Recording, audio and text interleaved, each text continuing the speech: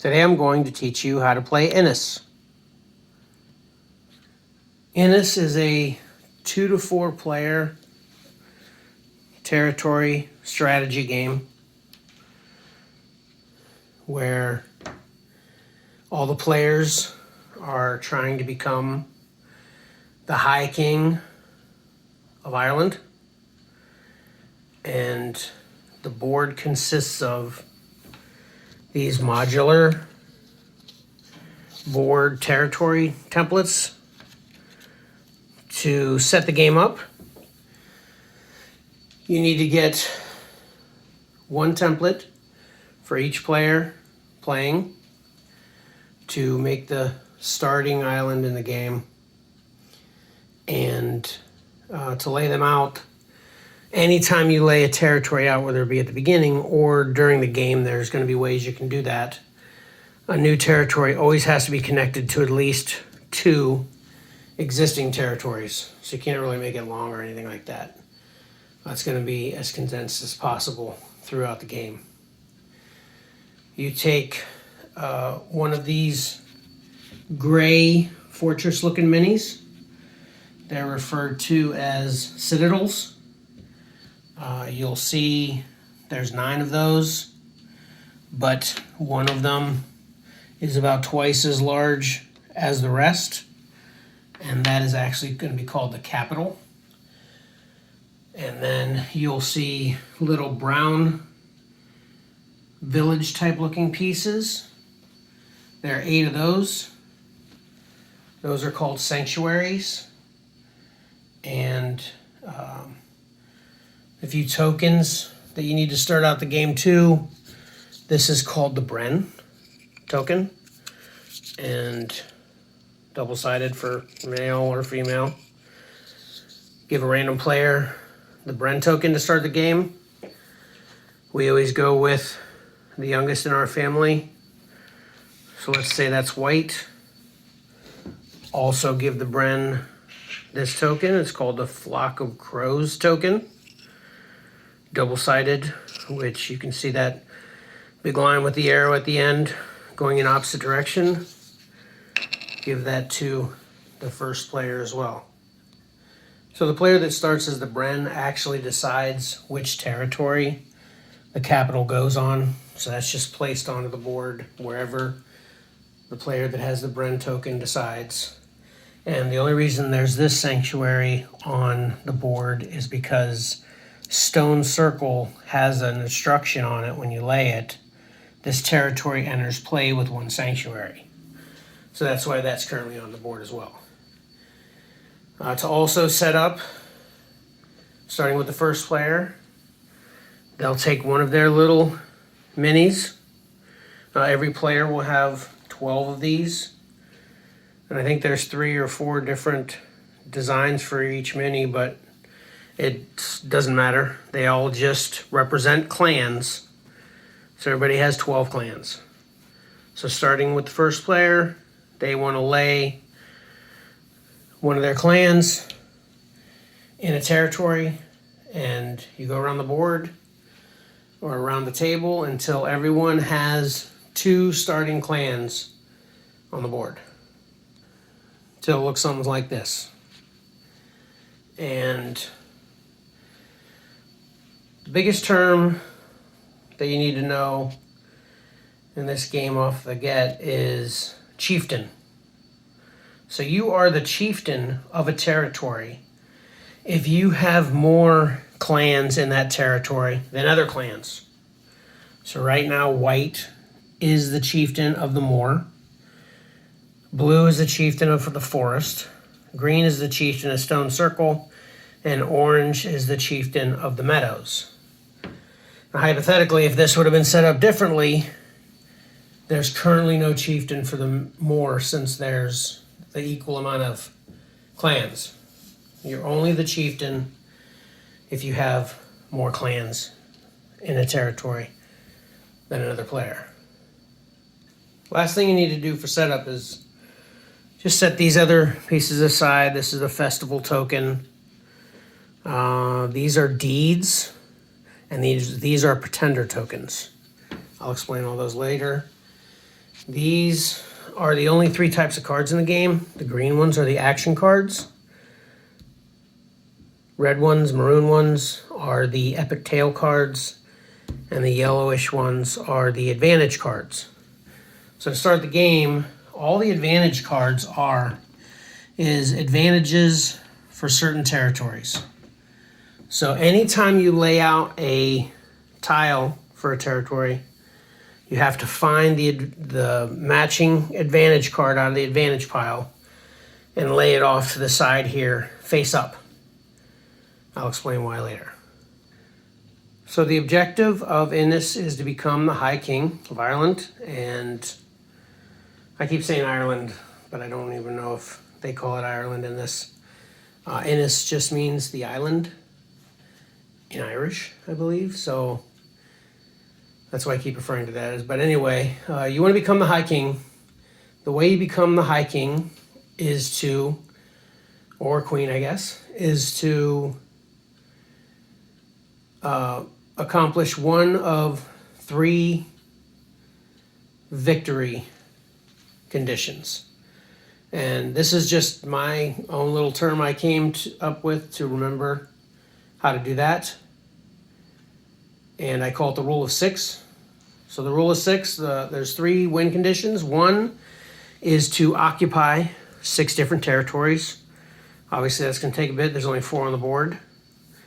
2 is to be the chieftain over 6 sanctuaries. Now you'll see later that you can actually have multiple sanctuaries in the same territory. So it's 2 different things. You can have 3 sanctuaries here and 3 sanctuaries here. So if you're the chieftain for both of those, that's a win condition. And then lastly, you could be the chieftain of at least 6 opposing clans in one territory, or I guess it could be in multiple territories too. So forget I said that, but it's you're the chieftain over 6 opposing clans. You're the chieftain over territories containing 6 sanctuaries, or you occupy 6 territories. So obviously that's what you want to strategically get to, but then obviously also that's what you want to strategically prevent other players from getting to. So this game plays very simply.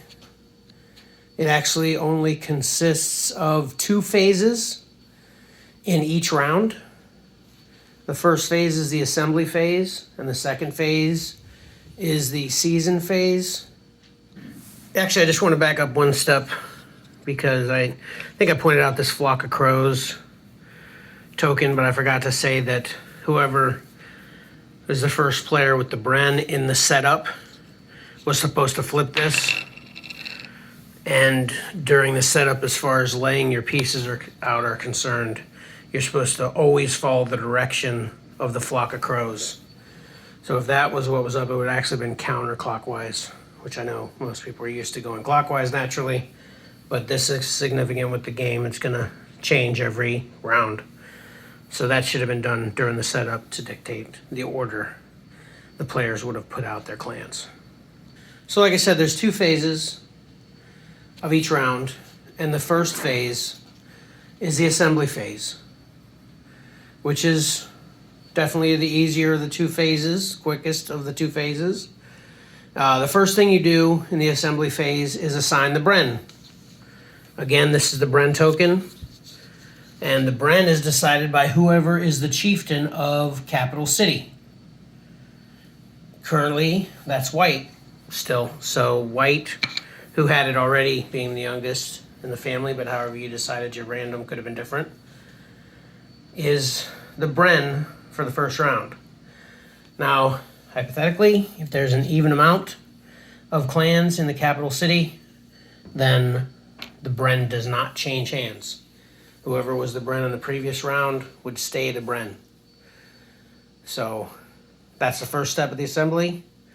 Second is to check for victory, to see if any players qualify for the victory conditions, based on the rule of 6. If a player does qualify for the victory conditions, then the game is over. They have won the game. Obviously, that's not going to be it for a bit, but you kind of need to be in the habit of this order from round one just to make sure you do it in this order later. Then lastly, for the assembly phase is advantage cards. And basically, whoever is the chieftain of a territory gets the advantage card of that territory as step 2 of the assembly phase. So the meadows are orange right now. So they take the meadows advantage card, put it in their hand. Green has stone circle. So they take the advantage card for stone circle. Blue has the forest, and white has the moor. So blue gets that in their hand, and white gets the moor.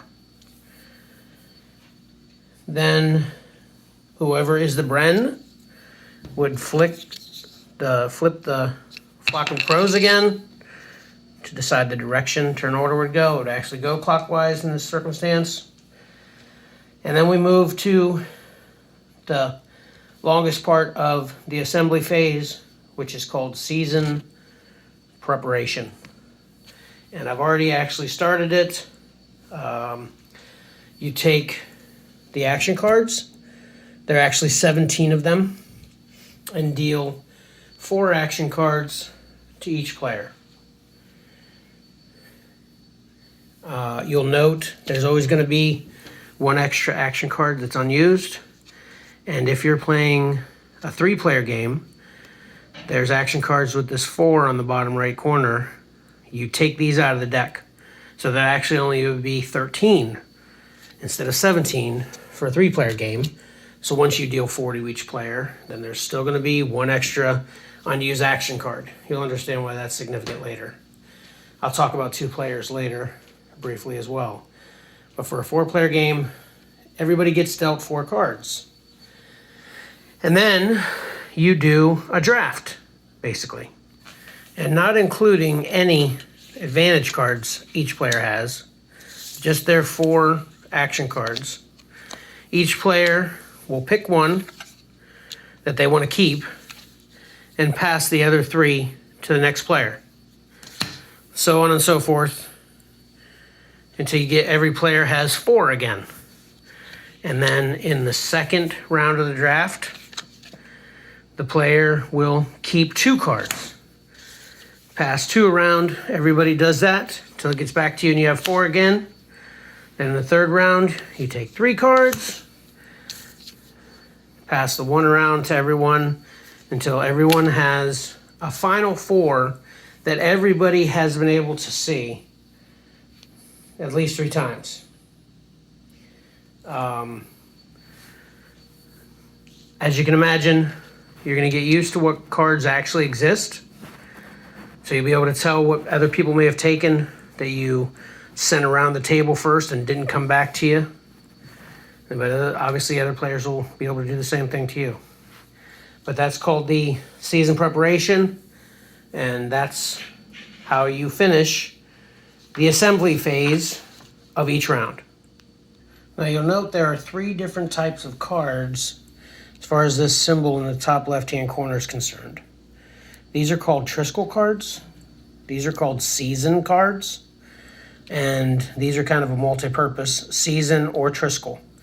And basically all it is season can only be played normally during your turn. Triskel cards have times during a turn that you can play it as opposed to yours. So this one, it says after you play an epic tail card, you can draw 1 epic tail card. So this one actually has a condition that's still on your turn. But there's other Triskel cards like this one. The Triskel one of this is same thing. Anyway, like I said, Triskels are basically, you can use them under certain condition, different times other than just your turn. Season cards you can only play on your turn. Perfect example, the white player's advantage card, the moor, says at any time. So you can use that one anytime. And basically on your turn, you must take 1 action, and there are 3 options for that action. 1 is to play a season card. again, any that have that top left corner logo. 2, to pass your turn altogether. Or 3, take a pretender token. So I think I said before, but this is not my first recording, so who knows if I actually did this one. These it's like deer antlers to me, but it's like crown. Anyway, these are pretender tokens. So there's 4 for up to 4 players. You can either, again, take one action, which is to play a season card, to grab a pretender token, or pass your turn. Now, a season does not end until, so this is phase 2 of a round, and that is the season. So the season does not end until each player has passed consecutively. So that's basically going to give you possible options after another player has passed, and then it comes back around to you. You can play something rather than pass again. You don't. But like I said, the season doesn't end until all the players have passed consecutively. Incidentally, to be able to grab a pretender token, you just can't do that randomly. To be able to grab a pretender token, you have to meet one of the rule of 6 winning conditions. So if on your turn you're meeting one of the rule of 6 win conditions, you can grab a pretender token. But if you aren't meeting one of the win conditions, you can't just randomly grab one to do something other than pass. So to try to keep this video as brief as possible, I'm not going to explain all the different scenarios that every single card can do. They're pretty self-explanatory, and each player also gets kind of this tips card that explains everything I'm explaining. But basically, you can't do anything without playing a card. Like, there's no way to even move a mini without playing a card. A card will say to move your minis. A card will say to lay a new territory out. A card will say to attack. A card will say to, do all these things. And like I said, there's only 17, so everybody's going to be fully aware of what all the cards that are available in the game are after just a couple rounds. So, what I do need to tell you about, though, is clashing. Clashing is, in essence, attacking, and I shouldn't say that because actually the terminology they use in describing the turn order of clashing includes attacking. So, basically, there's going to be cards that not only say to initiate a clash, but also to just move in general. And anytime a clan moves into a new territory that already has an existing clan, a clash is initiated. Now, if neither player or however many players are involved want to clash, you can call a cease to the clash in general. So the clash would just immediately end. But basically the way a clash works is, like I said, say white plays a card that they can move one of their clans into the meadows. A clash is initiated between white and orange. Well, if both of them don't want to immediately end the clash, and that's important, both of them. Orange can't say, I don't want to fight, and then white still wants to fight. They're going to fight. If either one of them want to fight, they have to fight. And basically, the first thing that happens, and maybe I should have set this the other way around. Let's say orange moves into the moor. The first thing that happens when a clash is initiated is the player to the next player, whichever direction the flock of crows indicates the direction of play is going. The next player after whoever initiated the clash referred to as the aggressor, gets to put one of their clan into the citadel if they want. They don't have to, because obviously orange has 2, white currently has 2. any of the clans that go into a citadel, and you can see all these citadels have a little spot for clans, so as they get on the board, there'll be plenty of places to run and hide. But basically that's what it is. It's running into the citadel to hide. So you not only can't be attacked, but you can't attack back. So white might not want to do this because then it's 2 to 1. So then it passed to the next player. Do they want to put a clan in the citadel? Let's say that goes to. Actually, I should have looking at this order exactly. I did it right. So it's going clockwise. So orange is initiating the clash. White chooses or not to put it in the citadel. White chooses not to. So then blue is the only one that has 1 versus everybody else's 2. They're going to be like, yeah, I'm going in here. So now since all the citadels that are in that territory occupied, the clash actually attacking and such begins. Incidentally, in a clash maneuver is what it's called, all the exposed clans, meaning any that aren't in the citadel, must participate. So starting with the aggressor, the player that initiated the clash, they just state their purpose. So at this point, orange would say, okay, I'm attacking you. And when you are the aggressor, when it's your turn and you're doing a maneuver, you have one of 3 options. 1, to attack. 2, to withdraw. Or 3, to play an epic tail card. So an attack is easy. If orange says to white, I'm attacking you, they must do one of 2 things. White must either discard a card from their hand or take one of their clans out of the territory. It's as easy as that. That's how attacks are resolved. If you have no cards in your hand, obviously you must take a clan from the territory. When there are no other clans in the territory, the clash is ending. An exposed clans is a key, which obviously blue is not exposed being in the citadel. So when there are no other exposed clans, the clash ends. So after orange, then it moves to white's turn. The 2 other options you have in the middle of a clash is to withdraw or play an Epic Tales card. So the way withdrawing works is, and this isn't a real good example, but nevertheless you'll understand, you can withdraw from a territory to a connecting territory that you're the chieftain of. So white doesn't even have withdrawing as an option right now, because orange is the chieftain of Stone Circle, blue's the chieftain of the forest, no one's the chieftain of the meadows. So white's out of luck until orange wants to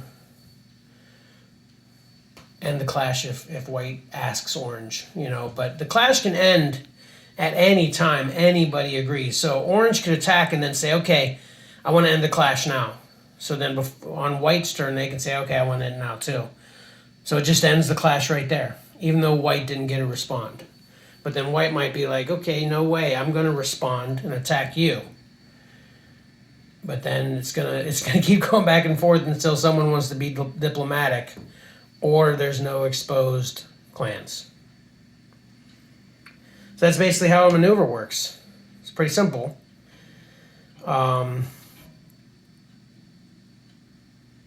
That's about it.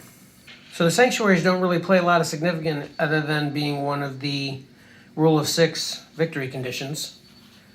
There's going to be a card or 2 in here that you place sanctuaries on the board. So, having a bunch of sanctuaries in one territory could make victory pretty easy for you, but also easy for opposing clans.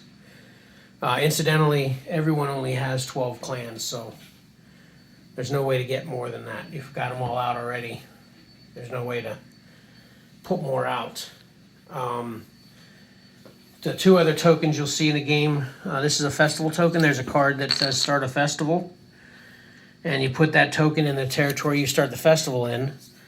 And then if an opposing clan moves into that territory and starts a clash, since you start a clash during a festival, you actually lose one of your clans to start the clash immediately. And then these are what's called deeds. And basically, there's cards that can give you deeds. And if you have a deed, for every deed you have, it subtracts 1 from the victory conditions. So if you have 2 deeds, you only need 4 to be present in 4 territories, or to be the chieftain over 4 sanctuaries, or be the chieftain over 4 opposing clans. You get the idea. Incidentally, if a player would start one of their turns with no clans left on the board, they must discard a deed if they have one. And even if they don't have a deed, then they get 2 new clans to be placed on the board. He or she can place those clans on any territory they like, and then continue the round as normal with everyone else. And like I said, you continue to do this until all players have passed consecutively. Once that happens, the season is over, and everyone must discard any action cards that they have left in their hand. So it never makes sense to hold action cards in your hand. You can keep your advantage cards, or if you got any epic tail cards, but you must discard any other action cards you have in your hand when a season ends. So then you start with the assembly phase, do the whole thing over again. The only thing that's going to be different on subsequent assembly phases, of course, is a player may have a pretender token, which is the purple crown token. And like I said, the second part of the assembly phase, which is to check for victory, I actually forgot to mention this, but if you meet one of the 6, one of the rule of 6 victory conditions, you must also have a pretender token. So that's why you have to use one of your actions during the season phase to get a pretender token, because during the next round, during the victory phase, you actually have to have one of the rule of 6 victory conditions and a pretender token to actually win. And then lastly, there's actually one really crazy rule that actually happened. We've only played this one time, and it actually happened the one time, that if there is a tie, if there are 2 players that meet one of the rule of 6 victory conditions and have pretender tokens, and it's a tie, whoever has the Bren token is the only one that can win. So basically what happened in this game we played, Jesse and Ayla both had a victory condition and a pretender token, but I had the Bren token. So since it was a tie, we had to go another round. Oh, and incidentally, at the end of the season, like I said, you obviously discard all your action cards.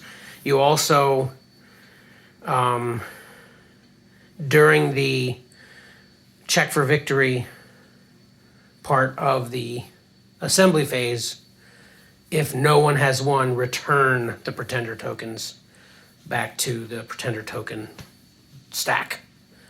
But like I said, if there's a tie with 2 territories, with 2 players having, a rule of 6 victory condition and a pretender token, if neither one of them has the Bren token, you continue another round. So you might be thinking, well, you have to have the Bren token too. No, not the case. If there wasn't a tie, you don't have to have the Bren token to win, you just win. It's just in the case of a tie, you must have the Bren token to break the tie. And like I said, you just keep going round after round until it's over. And especially if you got a bunch of strategic thinkers, this board can get big. I think there's like 20 tiles. And then get pretty full of sanctuaries and citadels. So there's plenty for all that. It didn't get all that crazy exciting with us in our first game. Me and Jesse were pretty strategic, but Ayla and Lexi weren't quite clicking with it quite as much. So didn't quite last that long, but that's it. That's Innis. Oh, one other thing I forgot to mention. When you play an advantage card, it only gives you the territory advantage one time. Once you've played it, it goes back to where you got it from, face down. And no one can get it anymore. Get it again. Like we talked about during the take advantage card part of the assembly phase. Obviously, you can't take an advantage card if there isn't one for wherever you're the chieftain of, face up in the advantage card area. They can only be used once per game. I actually take that back. During the advantage card turn of the assembly phase, whoever's the chieftain of a territory takes the advantage card of that territory. So once it's played, it goes face down in the territory. But basically, at the beginning of a new season, it's turned up so that it doesn't say to actually turn it up in the books. That's why it's a little confusing. But I think it's just supposed to be turned down to signify it was used for that round. But then at the beginning of a new season, whoever's the chieftain of a territory gets to take it again for their hand. And incidentally, if you end a season with an unused advantage card in your hand and you're no longer the chieftain of that territory, you must put it back in the advantage zone as well. So it seems like you can use an advantage card every season. And that covers it. That's Innis. As you can see, it's a beautiful game. Towers are beautiful, boxes are beautiful, cards are beautiful. I love the art. Minis are pretty cool. Nothing too spectacular about them or the tokens, but it's a lot of fun. And simple enough for anybody to learn, simple to play, doesn't take long. At least our game didn't, and the box says it should take up to 60 minutes for a 4-player game. And but the possibilities of strategies are endless, it seems. Oh, incidentally, regarding 2-player games, basically, you got to make sure you have the 4-player marked action cards removed from the deck. And then whoever is the Bren will deal 3 cards to both players that do a draft, keeping 1, passing the other 2, then keeping 2 and passing the other 1. Draft. And then the Bren will deal another 3 cards and do the draft over again. So at the start of each season, the players will have 6 cards in their hand as opposed to 4. So that's the only different rule there is with 2 players. But that's how you play 2-player version. That's Innis. Lots of fun. Let's play.